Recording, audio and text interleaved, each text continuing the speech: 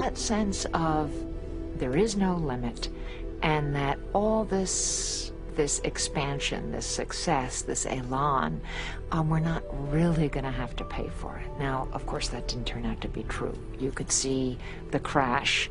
Why do you think they called it the crash? I mean, it's really an airborne collapse metaphor. You can't crash if you're never left the ground. And it's not like a crack up where you're on the ground and you collide into something else. Rather, it's, you know, the plane fell.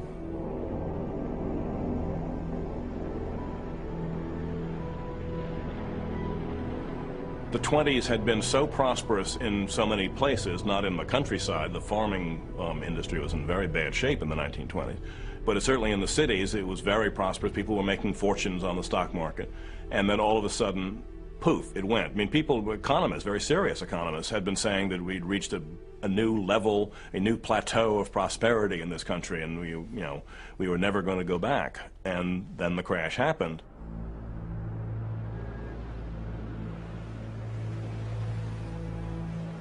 All through the summer of 1929, there had been ominous rumblings.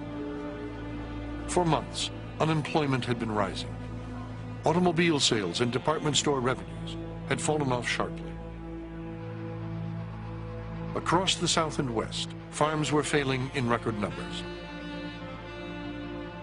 And still on Wall Street, the delirious optimism continued, undimmed.